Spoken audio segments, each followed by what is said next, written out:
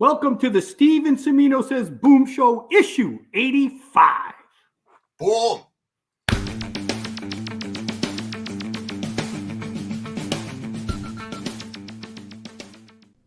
Hey everyone, welcome to Pop XP. And before the show starts, make sure to click that subscribe button and click the bell to get notifications when we go live and we upload awesome new content. And don't forget, if you can, make sure to share our stream on all your social media outlets. We appreciate it, and thanks for helping us grow the Pop XP channel.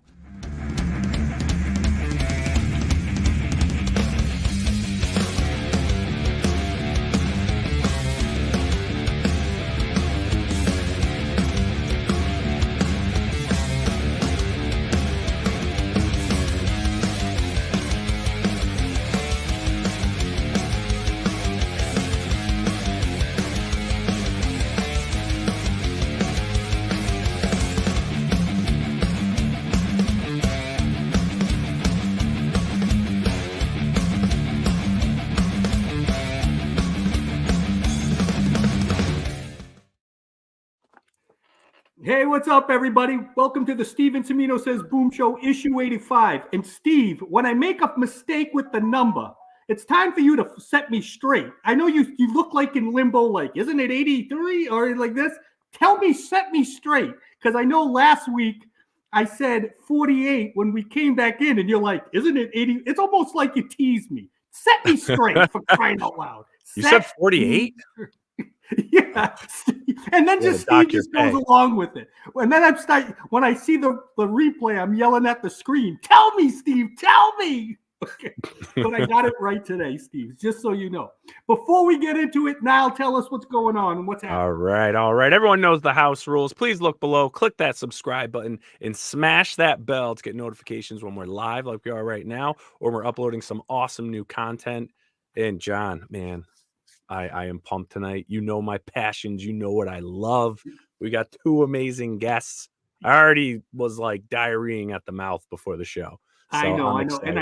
And I know you got a connection here, especially with that Caped Crusader. But before we get into that, Steve, we always hear you rambling and raving about the Marvel heroes. Me and you are two well-known Marvel zombies since we were wee young lads. Easy, Niall, easy. So, Steve, tell us your foray and maybe the first time you ever were introduced to Batman. I would like to know your little background on that. Oh, my word. Why are you laughing? What are you laughing about? Piss me the hell off. It was a Treasury edition called The Incredible Hulk and Batman. Oh. And there's a scene in there where Batman kicks Hulk in the solar plexus and makes him, lose breath and smoking gas. And I remember I threw the Treasury across the side of the room. And I was just like, that's impossible. Who in the hell is this Batman? So, again, remember I'm young. And, Steve, I'm very impressionable. Yes, but I will tell you this. Okay. My favorite superhero movie of all time is Batman: The Dark Knight.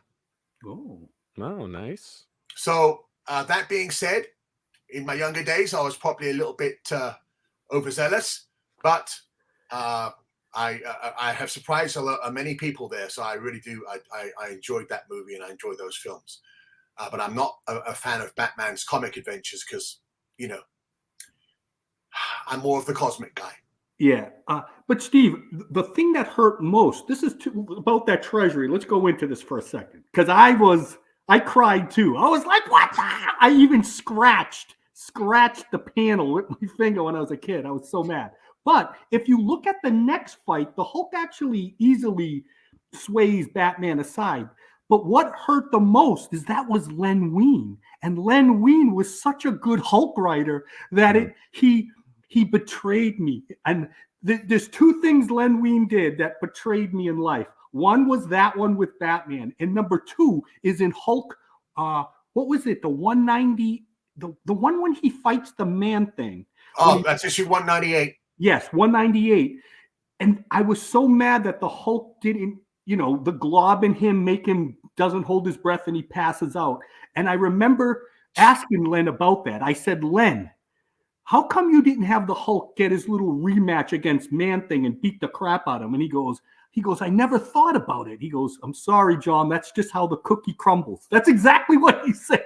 But I felt betrayed by Len with that because I wanted the Hulk to get revenge. But yes. But the good thing is we have Niall here, and Niall is drenched in Batman knowledge, and he actually wears a mask, at least 3/4 of the day. So again, The only way I go about town. Niall is going to be our Batman expert today. So Niall, why don't you, before we introduce our guests, I know Batman plays a big role in Niall history. Yes. And before I let you go, Niall, I just want to say Batman the Animated Series, and then Justice League Unlimited, those cartoons by Paul Dini and Bruce Timm were unbelievable. And Batman was so good in those, and it was unbelievable. But go ahead, Niall. You got a big history with Batman. Well, yeah, like most kids, I got into comics. My parents would buy me a couple comics here or there, and even my barber back in the day when I was, a wee lad, I'd go in and he'd give me a couple of the comics because he always had them for kids and whatnot. And obviously, the '89 Batman movie came out. I started getting interested in Batman. Like that's when I went from always being Superman on the playground, because that's who I always had to be, to now start transitioning to Batman. Right, I had to be Batman now on the playground.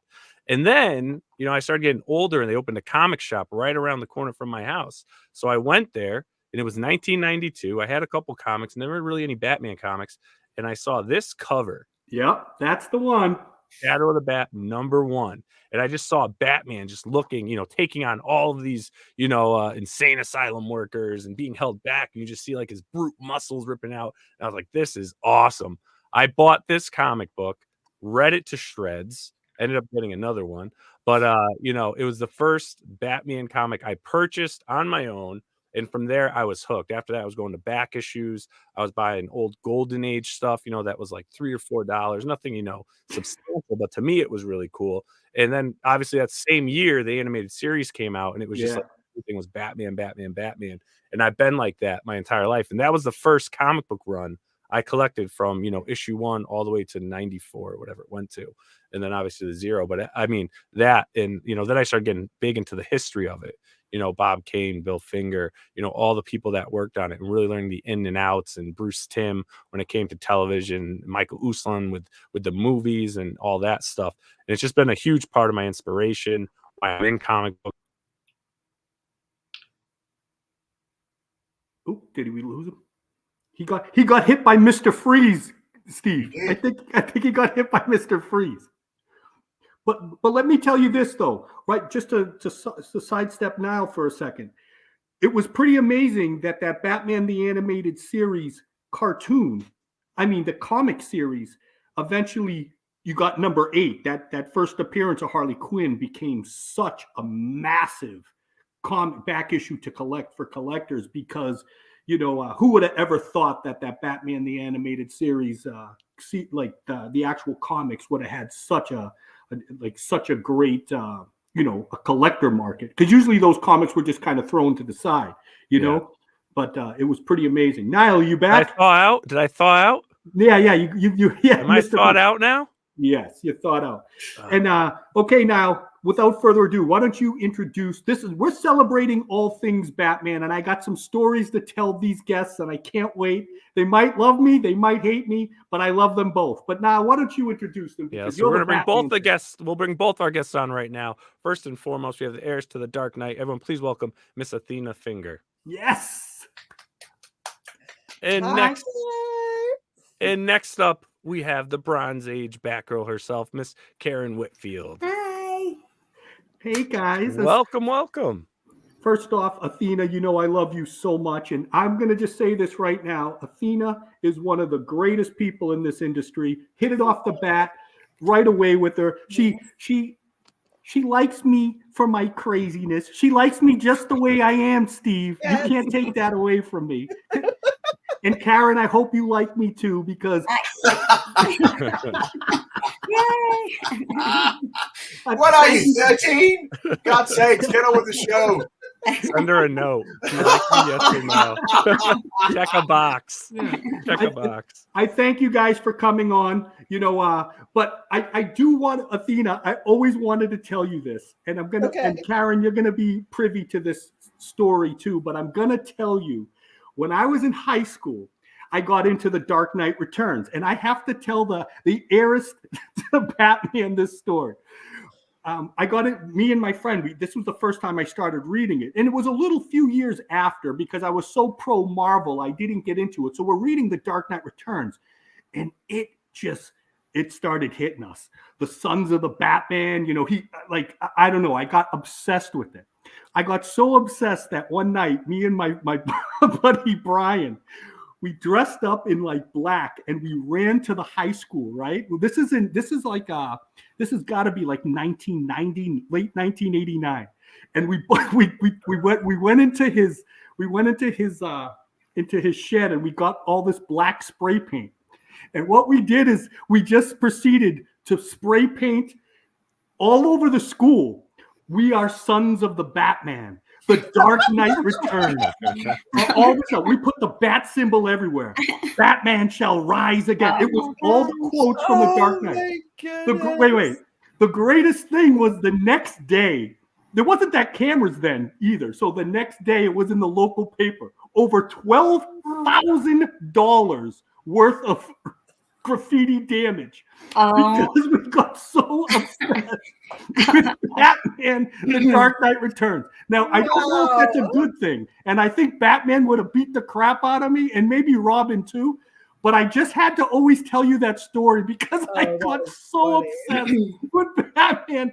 And the bat symbol, I did it like Frank Miller did. And I did tell Frank Miller that story. And the look on his face as I was telling him, I don't think he was quite impressed either. But I had to tell him. So I just wanted to tell you that story. I don't know what you think of that, but it's out now. And hey, I love it. So they never found out who did it, but maybe they won't. They'll want to know now. So I'm just now they do. I have to ask, which high school was this? Okay. All right. Now let's get to serious stuff. So Athena, first off, thank you for being here. I loved when I have you as a special guest when Mr. Uslan was on. That was great. Now, first off, I want to know about this DC team up. How did you two meet, Karen and Athena? And do you guys do stuff now at shows? Yeah, we do. Well, I was at MegaCon in 2021. I was invited that August, and it was just their mini one since they had closed. And I was packing up the end of the day, and Athena walked over with her friend and introduced herself. And I was packing up, and she really didn't want to bother me. From what she told me, because it was at the end of the day packing. And she said her friend introduced me to Athena Finger. And she's standing there, and I'm looking at her, and I just wanted to bow like this. Like I said, Athena Finger, like Bill Finger's granddaughter. And she said, yeah. So we hit it off immediately. And I gave her my book, Batdriven West, because I put him in the book where it started. And so I gave her the book, and we became pretty fast friends. Yes, I think this is a great thing. Now, you guys have just done shows in Florida. Is that correct? No, we were in San Diego. We were just in San Diego Comic-Con in July, and I had a booth there. And she came and sat with me and met fans and signed a few autographs, and it worked really well. And we've been talking about this for 3 years to join forces like this. So we just did 2 Comic-Cons in Gainesville and also Kissimmee, and now Ancient Comic-Con. So we feel like this is the beginning of something good because we're the Bat family, and we're the only 2 really out there that's representing that, I believe, at the moment. So I think it's a great team between us. Absolutely. Go ahead, Steve. So I'm unaware, Karen, of exactly what they mean when they say the Bronze Age, Batgirl. Can you explain exactly for the people here who are joining us and saying, "Oh, I don't know who this is"? Can you give a quick background to exactly what you did? Yes, I'll be glad to. Well, I was lost for a long time. I went into my bat cave for 35 years. So I met Burt Ward in 1977. Well, what Bronze Age Batgirl means, let's go backwards. You know, you have the Golden Age, Silver Age, Bronze Age, and now the new modern age. And so, and the Bronze Age is from 1970 to basically 1985 in the comics era. And so, 10 years after the show had ended, Adam West and Burt Ward were traveling.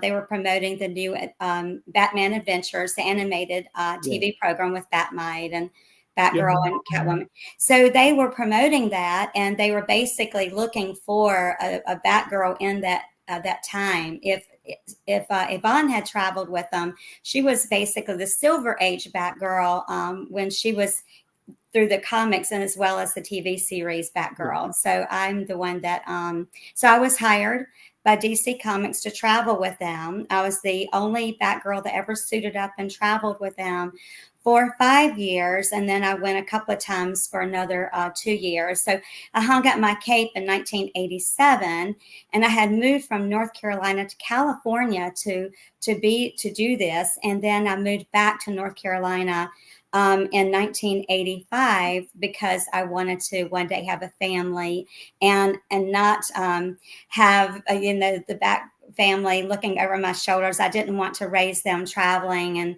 and so on. So I hung up my cape. Never thought I'd come back around, but it was placed in my heart again in 2015. So 2016. Things started happening. And then 2017, the 50th anniversary of Batgirl, I decided to write my book, Batdriven West, to introduce that there was a second Batgirl that wore the mantle, and that I suited up with them as well. And we toured. We put on small live productions, live performances, and then signed autographs. Quite amount of cities here in the U.S. Of course, back then we didn't have cameras and things like we do now. I wish we did. I'd have thousands of pictures, and videos. So now I'm educating the last 3 years of who I am in the Bat family. Well, now you are with royalty. There's nothing else being with. That's Athena. right. Athena, what do you think of all this? Is this what you're gonna be? You're gonna be with this girl now? You're leaving me? I'm out. I'm thrown to the gutter. Come on, John. You know that. I gotta take everyone under my bat wing. That's right. Yes. No, I love that Karen and I had connected and bonded so well so that we can kind of do these events together and have some fun with it. I mean, the fans love Karen. They're so into it.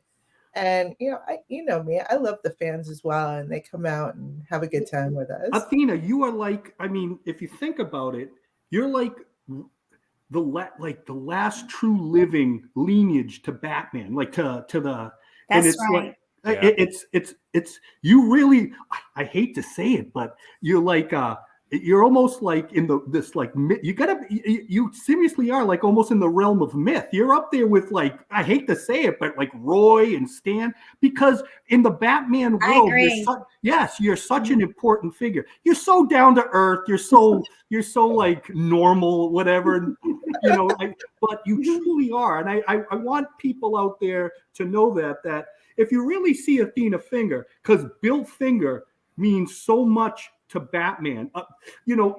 I know.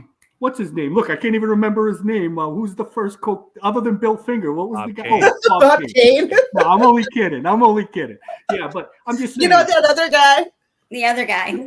Yeah, but I'm just saying, like, obviously Bob Kane, but Bill Finger is such an intrinsic part to Batman. He's so important that you carry that. You carry that importance because Bill never got the recognition, as you know. But so you carry that, and you got to enjoy, and I'm sure he saw it through your eyes and all that stuff, and your father. But I'm just saying, like, it's you are that last thing, that last beacon of the true lineage of Batman. And so just understand, every time you walk, it's like Michael Jackson, Billie Jean. You know, the light goes on. little bat symbols show. But Oh, that's funny. but you're real. You do bring up a really good point, John. Because I really am the only one that's out there that's part of the golden age grandchildren that are out there, which is kind of sad, but I don't mind. I mean, I've embraced the role. I know the importance of it. I know the importance of settling the case and getting Bill attached to the byline and all of that is really important in our culture, in our history. So many people like really use Batman and his mythos as like a compass for them. So it really plays an important role. And I know that representing that is important for the fans. So and let's just be honest, that symbol, like how Batman looks through your eyes has got to be amazing. But I'm just saying, it's so all over the world. It's such a Batman, I would have to say the three biggest of all time. You got to go with Superman, Batman, and Spider-Man. I don't think that I'm just saying there's other big ones too. You got Wonder Woman, all that stuff. But collectively, those three, they're so important to this culture. And to actually be connected to that, like that is yours. Like you can go, like, I hate to say it, but like you ever see that, like, there was like a parody Stan Lee thing. It was a fake Stan Lee, and he walked into a comic book store. He's like, mine. You can actually do that with Batman. I mean, it's seriously. You can look at Batman, and it's on top of the mountain, and it's all over the world, and you can say like, man, that's mine. That's a part of me. That is incredible, especially for a fan like me, or like me, Steve, and Niall, who are just fanboys of this stuff. You actually have a true bloodline connection to one of the most important figures in the history of in pop culture history. I mean, he's that important to I think to humanity, because if you think, like you said, how inspiring, like everybody knows him and everybody was inspired by Batman because he was a normal person that had to put on the cowl and go out there and train and do that. So, I mean, take a bow, sweet sister. I mean, it when I look at you, that's just what I think about. Like I say, like, my God, it's like, it's better than seeing Batman. It's seeing you, because it's like you are a true representation of it, and it's a part of you. That's Stardust and on you. So, well, thank you. I try to like hold myself up to a high standard so that I can continue to be out here and talk to the fans and have them receive me well, because I know not everybody in the industry or even in the culture is so humble or willing to embrace such an important role. I mean, I was intimidated in the beginning, to be honest. I mean, I didn't know, how it was going to be received. I wasn't part of the culture. I don't read comics. It's not what I really gravitate towards. So I was, I was concerned about that stuff, because I know some, readers are really like strong opinions about their characters. Oh my God. I'm sure. When I first came into it and they realized that, okay, well, she had a life and she's a person, but she's still trying to represent something really important. So they made me feel comfortable not knowing, which was nice. And now you got to hold yourself to a higher standard, so there's no beating up the store clerk when they get your change wrong. You got to always be nice. People are looking. Okay, go ahead now. So now, again, I'm going to go to you, Athena, because Steve went with Karen. So your grandfather, I believe, he passed before you were born, correct? That's correct. Yeah. So what was it like, for those out there? I mean, if just to give an idea, this is Bill Finger here. That's not Bill. That's not Bill? Oh, geez. Well, the internet has it wrong. It's so funny that you bring that up. The internet has it wrong. For years and years and years and years has been tagged as Bill Finger. That is not Bill Finger. That's not Bill Finger. Well, that's no, and Google won't fix it. Wow. Well, anyway, so you get to this point now. You're learning about, when did you start learning about your grandfather and what he did? Because I mean, without his contribution, and unfortunately kind of a silent contribution, the way everything was kind of handled, I mean, we wouldn't have Batman the way we have them now. We wouldn't have the Rogues Gallery, wouldn't have Gotham City, named Gotham City, and all that he contributed to it.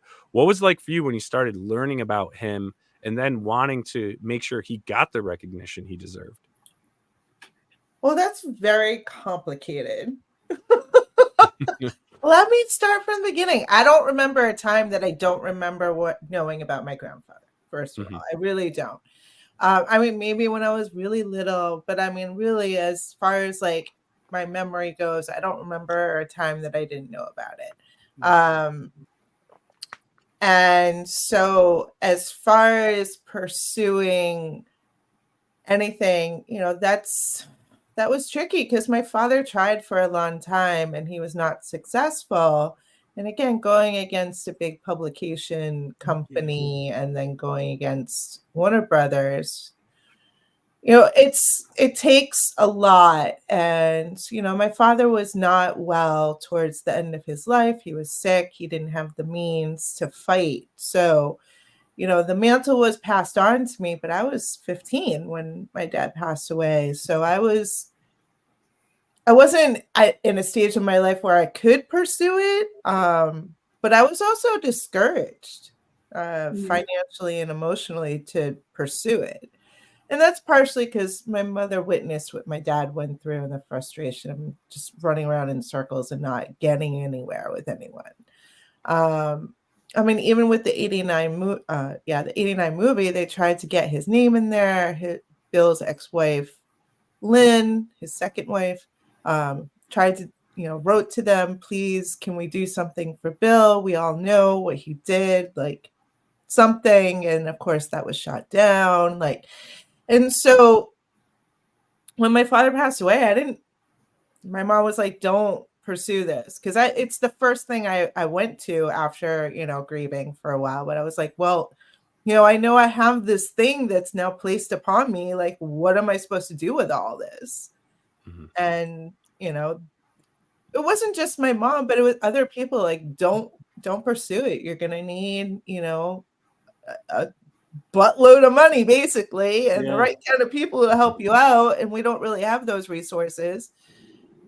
So 15 years goes by and that's, me not really facing what needs to be dealt with, but being forced into when Mark Tyler Nobleman came into the picture and wrote the book about him. So that's when it started to take a turn and that I started paying a little more attention to what was happening with the industry as far as people getting credit and fighting for the rights and things like that. There was a big shift. So that kind of helped with me pursuing it, even though I didn't want to. I mean, even when Mark came to me back in 2007, he's like, you really should pursue this. And I'm like, no, I'm not going to pursue it. And you can't make me. I am too traumatized. I have so much trauma in my family. I can't even deal with that. But I got over it, obviously. Okay.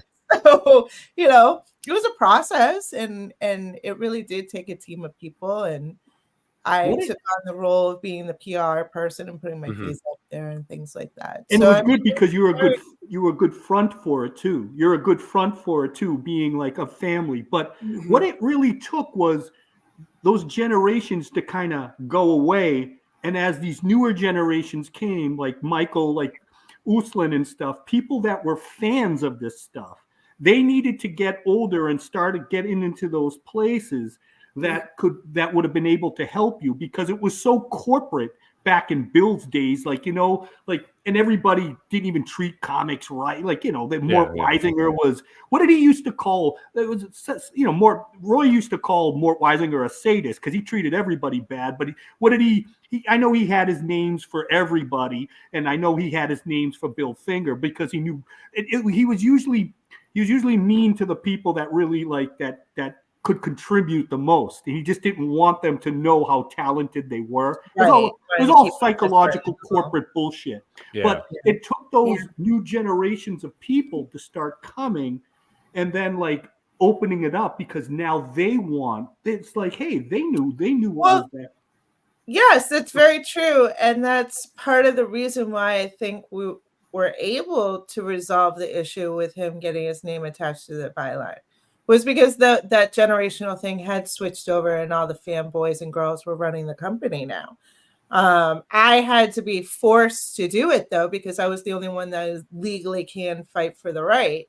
So, you know, I had to get over myself and my sorrow for missing my dad and not having him here to help. Of course. Witness, you know, all of the wonderful stuff that got resolved. So, I mean, it was really like I had to get out of my head and like realize that it was more than me and that it really needed to happen. And once I started realizing that the culture had changed and that people did know about him, because for like forever, I was like, nobody knows my grandfather. Like, I would go to comic shops and be like, hey, do you know who Bill Finger is? And they'd be like, Bill who? And I'm like, nobody knows this person. Yeah. Like, nobody knows who he is. And I'm like, and I would get frustrated. I'd say, well, then you're not an actual comic book dealer. Athena, I want to know, did you ever meet Bob Kane? Did you ever meet him? Mm-mm. No. Did your father ever meet him? You don't know at that time. I don't know. Honestly, I don't because know. Bob, I mean, if you see the latter years of his life, he was kind of starting to feel a little guilty at what he did. You know, he came out and he admitted about what Bill did and stuff. I'm just saying, like, well, we can thank Tom Andrea for that with the book, because Tom Andrea was like, you need to tell the truth. Yeah. You have to talk about Bill and what Bill did. Yeah. And so thank you, Tom, because we would have a very different book. And without Bob Kane's words in that book, we might not have gotten the resolution that we got. Yeah. When you were fighting for his it took such a long time, because as you, Athena, as you mentioned, some people didn't know who Bill Finger was. I was one of those people. And when I first began to meet comic people, and as you know, comic people can be pretty weird. They don't know anything about anything else, but they are very proud of what they know about comics. And I remember an older collector when I was younger literally berating me in the store because I didn't know who Bill Finger was. Oh, no. And, you know, the fury in his eyes and like spittle coming out of his mouth. He goes, you don't even know who Bill Finger is. And I was like, no, I don't read Batman. I don't know what's, you know, but I remember in my mind thinking, this is someone that's got a passion and an anger that it bears some investigation here. So I quickly learned about Bob Kane, and then I also learned about Siegel and Schuster. And I was like, oh, okay, so Bob obviously was very protective because, you know, it had been treated differently. But decade after decade after decade's going by, and he's not saying anything. And so there's this wall of silence. And so, again, as John said, it just took, you know, a passing of the generations, and then people coming along, and people who were that passionate saying, you know what, no, this isn't right. This is a situation that has to be fixed. The record has to be corrected, and we're going to do it. You know, and yes, they were up against a massive corporate structure that, you know, its talons are all over the world right now. There's like one of its claws coming right through my house right now because I'm speaking about it. So, yeah, I do remember a period of time when no one knew who Bill Finger was. Yeah. Go ahead now. Yeah, when you were fighting for the credit for your grandfather and you're going against this corporate wall, did you have to supply proof of this, or did they already know and it was just the battle of getting that actual credit? Well, I mean, there were things that worked in our favor. And again, like I had mentioned with Bob Kane's book, he had admitted that Bill had more than 50% involvement. So that under the 1976 copyright laws, Bill should have automatically gotten the title. It just, for whatever reason back then, it just didn't happen. And when my father was pursuing it, for some reason, it didn't happen. But he also didn't have the book. The book didn't come out until after the movie. Yeah. So you know, there were things that were in place that made it a little easier for me as far as that. You know, the other thing that was really fortunate is that my sister's a lawyer. And when she went to law school, her focus was copyright. Mm-hmm. So she had people who she could connect with and get a little bit of guidance on where to go with this. Mm-hmm. So, I mean, it was just really, you know, just there were things put in place for us without us knowing it that it was going to work out the way it did. Yeah. And it worked out so well because now everybody knows. Like, I mean, like I said, I couldn't even remember Bob Kane for Christ's sake, but I remember Bill Finger. But I mean, but it's funny how that has worked out because it was such a powerful thing.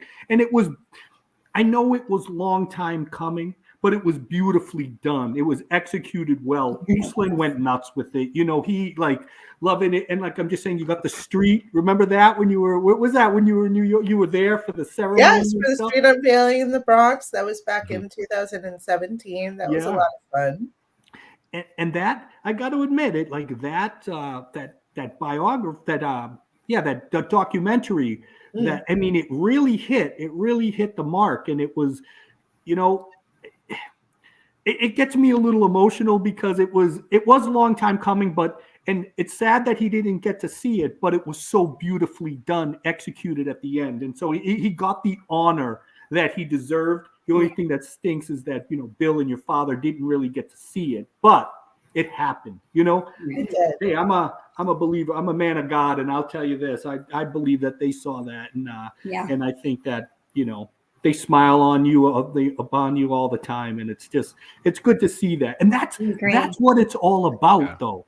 You know, people take superheroes in the comic book so seriously today that they forget the passion of it's the love of these characters are supposed to bring the good out in people. Why did you laugh there, Steve? What's going on? Because we're the type of people that do take it a little bit too seriously, John. You're talking about us. Why, like Len Wein? So, Karen, I have a quick question for you. Yes. Are you up to date? Are you reading any of the modern Batman product? Because if you are, you must be aware that the female presence in Gotham is perhaps the most powerful thing about the whole of Gotham right now. I am reading it, and I'm pretty excited about it. It seems like it changes stories every now, and it was hard for me to catch on with everything that happened when I came out and started going back into where Batgirl left, where I left her, and then where I picked up. You know, there's a lot in between. But now with what's going on, I really do like it, you know, and I think it's great now, you know, just waiting for that movie again to come out, you know. Yeah, because, you know, as someone that, you know, I still do some jobs actually, you know, doing inventory and stuff in the store. So I'm always doing inventory. You know, I get my hands in there and I'm seeing what's selling. And right now, the DC basically is just one thing right now, and that's Gotham. Right. Yeah. Anything else at DC is dead. Don't even think about the JLA. Don't think about it's dead. Whereas the Batman universe is massive, and I have never seen so many girls, women, ladies coming in, following their characters religiously. Now, back in the 60s and 70s, that was very rare. If someone said, "Oh, I'm reading a comic," you know, it was like, "What are you doing? That's a boys thing." Not anymore. You go to a convention and you're going to see, you know, that rogues gallery. You're going to see all those Batman characters, all those ladies dressed up, and you know, from all eras. So, you know, again, I was just, when you're looking at that, there must be a sense of pride, because for a while there it was like, okay, I'm the only person that's running around here. Is anyone taking notes of me? And now you're basically a superstar. Right. Because it's such a big thing now. I'm so excited. I am really excited that it is. I'm glad that girls are reading about her because she's very strong. You know, she has a big presence in the Bat family and in Gotham. And I'm really glad they're making her that much stronger and show that who she really is and can be. I think it's great, you know, so. and I love it. And when girls come to meet me, especially dressed as Batgirl and all variations of her, and they seem to really love her in their heart, I just beam. You know, it's really exciting to see that. You know, so Did you get to drive the motorcycle? No, I did not. I did not. I wish I did, but no. But I rode in the original Batmobile, so. Oh, okay. Wow. I know. I want people to read the book too, but can you tell us like it's something that you can say about like maybe a little adventure with Adam West or Burt Ward? And Adam West always had those beautiful lips. Like every time I saw him when I saw him as a little kid, I was like, he must put a lot of You chat. really were the weirdest kid in the world, but I wasn't looking at his lips. thanks, man. Beautiful lips. They look so nice. I think whoever plays Batman should have a pretty mouth, should have a pretty lips, because the cowl comes right here, you know. Yes. I agree, and Oh, come on, you know, with Val Kilmer, he totally had a pretty mouth. yeah, I think they all did pretty much when you think about it. But yeah, but you Adam tell us- West, he did have a pretty lips. He did. Yeah. But could you And tell us? the women did love him. That would come and see us, and we'd sign autographs. They really did. But everybody did. The men, the women, the little girls and boys, everybody loved Batman because it was just 10 years after the Batman series was on. And 10 years is not a long time, really. So, and they were just seeing them out. And I'm not sure how long they traveled before I met them suited up.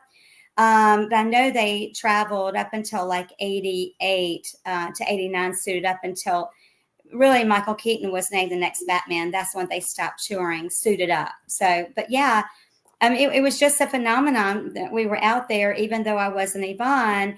A lot of people were watching that animated shows and reading the comics. The comics had the Bronze Age Batgirl all in the comics at that time too, when I came out. So no one ever really questioned me, you know, was I in the show at the time, or the purple and the gold suit versus my suit, you know. Now, when I first came out, a lot of people say, oh, well, you were great in that show. They think I'm Yvonne. And I'm like, no. And I educate them like, I'm not Yvonne. She's my Bat Queen. She was in the show, but I came out 10 years after the show. So I'm the live incarnation of the Bronze Age Batgirl from the comics. It's something that's going to be forever. Like this is something like, it's funny, like even with Adam West and stuff, when they had to, I know at the time, he was stereotyped as Batman, and maybe being an actor, he was probably, obviously it didn't, he probably didn't care about it as much as he eventually did, because then, I know he always knew what the importance of Batman, but he just became such a symbol, even later on, like as the years went by. I think he embraced the role just a lot more. I agree. Yeah, and then like it didn't matter. I was with them, when they suited up, and I first meet Burt Ward, and then of course I meet Adam West before I saw them suited up, right? I mean, I saw Burt suited up before I saw Adam. But when I met them, they were really the men, and they were my 9-year-old self when I saw Batman in 1966, I was 9 years old. Yeah. And and then seeing them in real life and watching them, the men they were, and then when they suited up, I'm telling you, they took that role serious. Yeah. I mean, and when I first suited up with them, even Adam looked at me with his suit on, his cowl, the whole thing, and he said, now, Karen, if you're going to wear the suit, you have to be the suit. You are Batgirl right this minute. And I'm looking at him shaking in my boots. Yeah.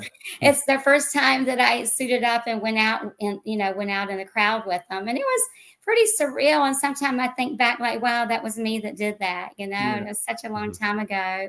It was a lot of fun. I miss them. Yeah. I miss them being with me now. Yeah, I met Adam a few times. He was always so nice. And he was always so debonair, like he was.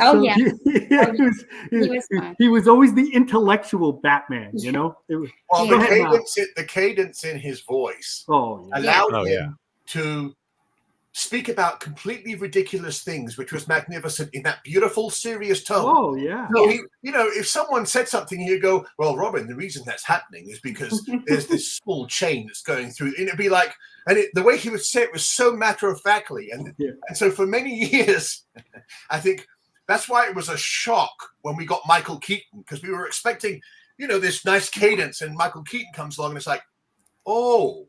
That's not Adam West. Yeah. That's not Adam West. It would have been nice if they did cameos back then and had Adam in it. That would have been nice, if they had done. They would do it today. Yes. Oh, yeah. They would today. Yes. Yeah, Yes. they would today. Well, he was more of a Sherlock Holmes, like very more Sherlock Holmes in the way like he talked. Yes. They really treated him more like the detective and not so much like the hard hitting, trained, martial artist and everything like that. Well, like the Super Friends Batman was based on the Adam West, with the, and so that was the standard for a decade. I mean, almost longer. 2 decades. Yeah, like almost 2 decades. And then what's funny is the last season they boot the guy that was the voice on the Super Friends, and he became somebody else. I think it was Firestorm, and then they brought Adam West in as the voice, and I think it was like the Galactic Guardians. They finally used Adam West as the voice on Super Friends, and it was but that's the thing. But go ahead now. Yeah. So one real quick thing for you, Karen, is you said you met Burt Ward and this all started and you were about 20 years old or so. But how did that even happen? How did you meet Burt Ward? And is that what brought you? Is he the one that brought you into this? Yeah. Yes. He was the one that brought me into it. I was working at Heiress Rental Car in Raleigh, North Carolina. And it was close to midnight, and I was the only one to close up. And, there's sometimes in our life we just don't remember something. There's sometimes in life you remember everything like it just happened. And that would be like it is the night that I met Burt. I was working, and it was close to midnight that night, and I was the last one to leave, and I was closing up everything. And I saw this guy walking back and forth. It was kind of strange because that was back in 1977. So there wasn't really many people in the airport at the time. And I even looked down to see who else was working besides myself that late at night. And I saw a couple of people in Avis Rental Car, down the corridor. So I felt okay. And so he kept walking back, and I'm sitting there thinking he's going to come up and talk to me. And I'm really wanting to go home. It's late. He's going to act like he wants to rent a car. I don't know if he really is or not. So he comes up and he says, "Hi, how are you?" And I said, "Fine." He said, "Well, what do I need to do if I need to rent a car?" I said, "Well, we have to sign a contract. Do you want to rent a car or not?" He's like, "Well, yeah, let me go ahead and start the process." And of course, I pull out the contract and I start filling it out. And he gives me his driver's license. And he says, I see it's a California driver's license. I said, "You're a long way from home." He said, "I am. Do you recognize the name?" And I'm like, "Well, Burt Ward, I should have thought of my, young 9, 10, 11-year-old years remember, but I don't remember. I didn't remember the name, right off." And so he said, "I'm Burt Ward of Robin on Batman and Robin." I'm like, "Sure, and I'm Wonder Woman, really?" And he said, No, I am. I really am. In that Robin's voice. And it was. I'm like, "Oh my God, you really are." And I said, "What are you doing here?" He says, "Well, I really don't want to rent the car right now, maybe later, but I sort of just wanted to talk to you." And he said, "If you turn around, right outside the window was his driver waiting for him to walk out and get into the town car." And he was there because he was going to do a car show in Durham, North Carolina. So that's what we did too when we all traveled with car shows, opening stores, fundraisers and things. So he was by himself. Adam wasn't with him. He was going to do a car show. So, and he asked me, could he have my number? And I said, "No, I don't give strangers my number." And remember, there was no cell phones. It was, calling you at home. And I knew with my family, he would probably never get a hold of me anyway. I mean, you had to be by the phone or you don't usually get the calls. So, and he said, "Well, I'm going to come up here in, about 10 days to 2 weeks or so. And I'm going to talk to you." I said, "Well, okay, good luck. Good night. Bye." And he did. I never thought I'd probably see him again. I mean, it was just one of those things. And I and he came back up there 2 weeks later. And then 3 months later, I found myself living in California, starting to travel with him as Robin, and then Adam as Batman. And then I started suiting up around June in 1978. How does he throw that gig at you? Hey, you want to be Batgirl? Like, was it just like that? Want to put the suit on? I think it was destiny. I think it was meant to be. I was at the right place at the right time. It was meant to be. They were looking for a Bronze Age Batgirl, and it just happened to be. I was in that spot. I truly believe it was destiny, all of it. I mean, even for me to leave it and then to come back, I believe that all of it was the right plan. Right. Well, you rejected him a few times, but then eventually it happened. Yeah. So his persistence. So, like, if he just ended up leaving and never coming back, it would have never happened. That's right. Yeah. That's right. Oh, interesting. Yeah. And things happen the way they're supposed to. Just like when I gave it up for 35 years, I never thought in a million years I'd come back out to it. It was one of those times of my past. I never thought I would, but the way the life was going in my family, when we lost Yvonne Craig in 2015, I wasn't even on social media until 2014, Facebook. Okay. I sort of stayed away from all that. So, but my children didn't know. I had friends for years, 20, 25 years, had no idea I did that in my life.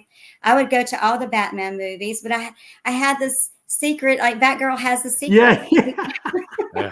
It's Batgirl's secret. She finally came out of her Batcave. And, it's so cute. And so when she passed in 2015, Yvonne, it really sparked my heart. It really hurt. It's the first one in all those years that even heard about or thought about. And then when I got on Facebook in 2016, Burt Ward's sister Gigi, I was very close to her back in those times and those days. And Burt's daughter, she was 9 years younger than me. I was very close with her. So they befriended me on Facebook. So in 2016, I went out there to see them 4 times that year. And then coming home in 2007, October 2016, was the last time that year I came back home to North Carolina after visiting them. And then in 2017, it was the 50th anniversary of Batgirl in January. And it didn't even dawn on me until then. And my daughter has said to me a couple of times, Mom, you should write a book, because there's a lot of Bat fans out there that don't even know about you. You know, a lot of people don't. You'll go to your grave and there's a whole nother legacy of Batgirl that they might want to know. And then traveling with the original Batman and Robin. I mean, who can say that touring suited up? So I did, and I started it in January 2017, and it took me 2.5 years. I put it down a couple of times. One of those times was when Adam died 6 months later. So it was pretty devastating. And I look back on the time even writing it. I'm really glad that I did it, because I like I said, I was never going to come back. But I'm really thankful that I am, and I'm really grateful and honored that people have accepted me, knowing I'm this secret coming out of the Batcave. That who is this person? You know. So yeah, it's funny. In 2017, that's when Adam died, right? Adam. Yes. Yeah. It's June funny. 9th. I was at his last show. It was at the Northeast Comic Con, and at that time, I was working with a buddy.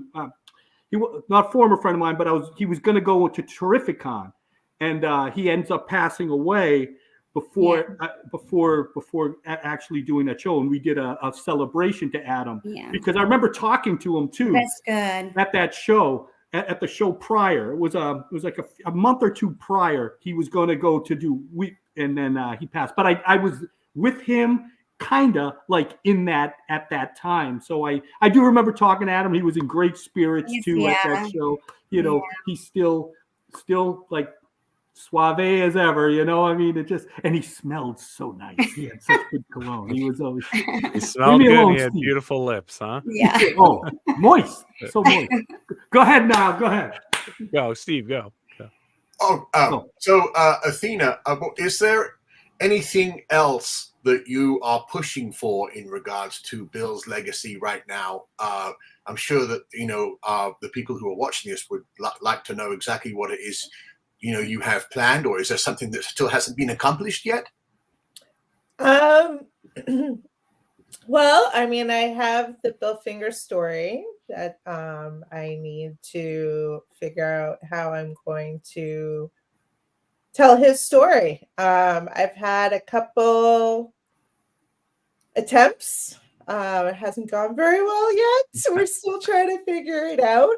We do want to do either a fictionalized or based on Bill's story. I'm in the works with a company right now. It's been kind of stalled. So hopefully something picks up again. If not, then I'm going to have to reassess what I'm going to do. Because, I mean, there is more. The documentary on Hulu, Batman and Bill, is great. But it really mainly focuses on Mark Nobleman and his research and getting me into the story and getting Bill's credit, which is great. It's a wonderful way to show how someone who is pretty much a recluse, which Bill was, that there's still enough information out there to really kind of piece together what this person was like and what his body of work was. Because, I mean, he really was not someone to be out there in the forefront. He was too busy at his typewriter or doing research or frantically trying to get his story done. So, I mean, I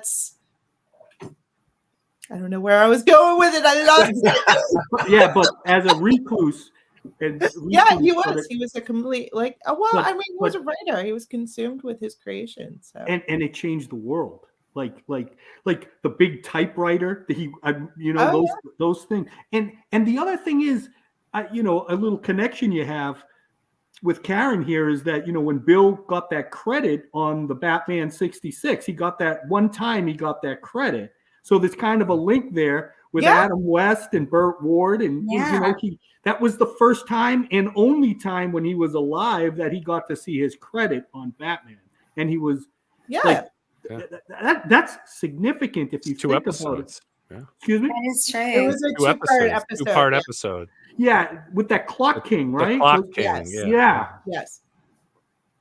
Oh my God! It's just it's bittersweet. It's like, but like I said, despite. Yeah, so that's what we're trying to figure out is the way to portray the Bill Finger story, either fictionalized or try to stick to as much of a biopic as possible.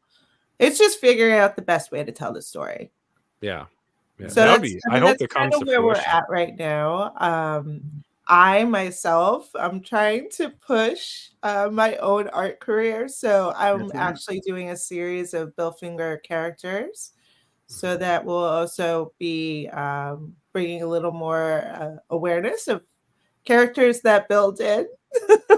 Yeah, people should know that Athena sells her art at shows and stuff. That's when I first met you. When I first met you, I know I saw all your art. Brilliant Con 2019. Yes. And who says I don't make a statement? Steve gets jealous. Steve's just jealous. It's impossible for me to be jealous. I'm English. He's got the accent. Athena, did you see Steve on Pawn Stars? If anybody else, everybody knows Steve's the big comic guy on Pawn Stars. But did you see Steve get those million views when he came in there and he saw the Batman? He had to evaluate the Batman #1 for that chap. Remember that, Steve? I think I saw that. Okay. Yeah, You're the second person I've met from that show. That's so funny. Yeah, that was quite a show. I wasn't expecting to see a Batman #1 on that day, so it was quite extraordinary. But I was like sweating bullets on that one a little bit. I know. And you're so smooth, Steve. You're so smooth. I had to think of all the numbers in my head of like, oh, when did this thing last sell? And then I was like, oh, then he revealed that he was the one that bought it, and I was like, oh, you little snake. You little snake, you bought it, whatever it was. But when I looked on YouTube, it had 1.75 million views. It was that's amazing. Yeah. So if anyone brings one of the big hitters, of course, you know, if you're going to bring a Batman or a Detective 27 in there or a Superman 1, Right.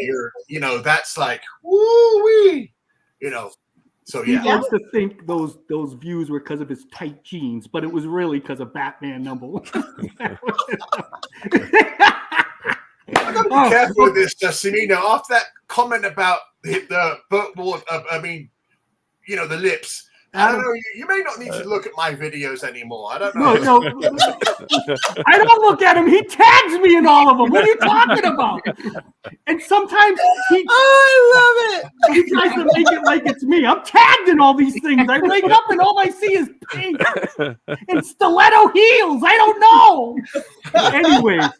Anyways, first off, all right, we're gonna wind down here because this is going way off the deep. But I guarantee all of you, you're gonna watch the Batman66 and you're gonna be looking at Adam West's lips and you're gonna be like,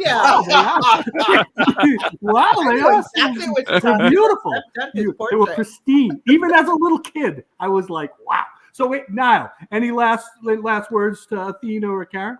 Well, Athena and Karen, I just want to thank you guys for coming on. You know, one big part of our show is kind of just documenting these things, you know, to be on the internet forever. And just to hear both your stories and your accomplishments are just truly inspirational. You know, keep representing Batgirl, keep, you know, bringing that on. And of course, Athena, continue doing the great work that you're doing, you know, regarding your grandfather's credit and everything he's done, because without his work, you know, and for everyone out there, I mean, he's been involved in other things besides Batman. He's done Superman. He's done Green Lantern, the first Green Lantern. Did he create Wildcat? Yes, he did. He created Wildcat. I mean, he's worked on so many things, and also He other wrote for television Timely productions as well. Yeah. So he's been all over the place. TV, movies. Oh, Steve, he created the oh my gosh, come on, for Timely, the group. Oh my gosh, I Yeah, can't it think was of the ensemble group that they had before the Avengers. Oh, you mean the All Winners Squad? Mm-hmm. Yeah. Really? Yeah. Yes. He put that together. Well, you know, that'd be a nice question for Roy, because when you start going into that territory, that's when he clamps down and goes, "Let me tell you about the All Winners." And if you want to know something, when Roy had the little impetus for Wolverine, he wanted Wolverine to be like Wildcat. He wanted it to, yes, No. the first documented back in 1982 when it's first documented, Roy talking about the creation of Wolverine, he says he wanted it to be like Wildcat and the Atom, but only with more power. But he based that kind of fierceness. Yeah. So That's Bill, so cool because so you know Bill Finger has a little me piece my of that. favorite Yeah. characters, Yeah. and Wolverine's my favorite. Yeah. It's just saying that's it's just a little. Yeah. So that's yeah. He was all over the place.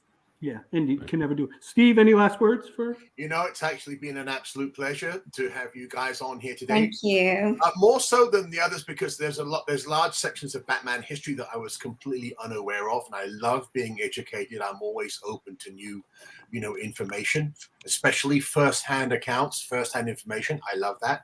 So I really do appreciate you coming on and give me some nice background education there, and it's been an absolute pleasure meeting you. And now, can you show her book, Karen's book again? Yeah, And we'll show the book that she wants to. Thank you. It can be picked up. Yeah, this. And the Amazon link for this book is in the description for this episode. And they can buy it from me too on Instagram, Live Like Batgirl. They can message me as well. So this Batgirl was born by rejecting Burt Ward a few times. This is great. Ain't hard to get, of course. Yeah. What is the story of Batgirl and Robin and Nightwing? You know, That's right. There you That's go. yeah. that. And even in the in the Silver Age, you know, Robin had his little, like he was that's such a great panel when he's talking to her, you know, and he's so much smaller than him. Yes, I remember that. I thought that was wonderful. Yes. But Robin was always goo goo gaga for a Batgirl, right off the I bat. love this story. Yeah. It's cute. And Athena, always a pleasure. I think I'm finally going to be getting down this year down to Florida.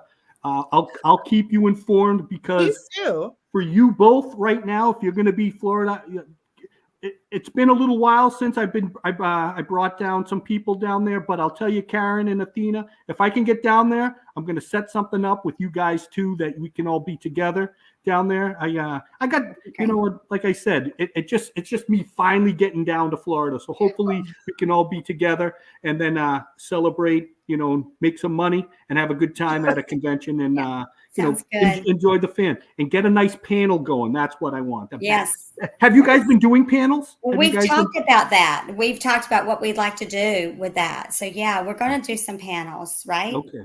Yeah. Okay. So I'll try to help you with that and stuff. Yeah, that'd be good. Thank you.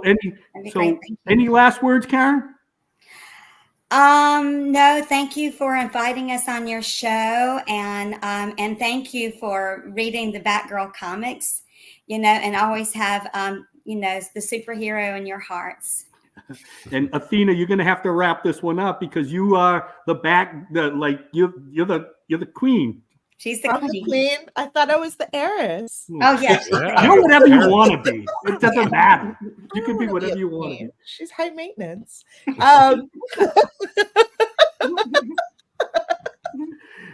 Look at Steve having a blast. I've never seen Steve.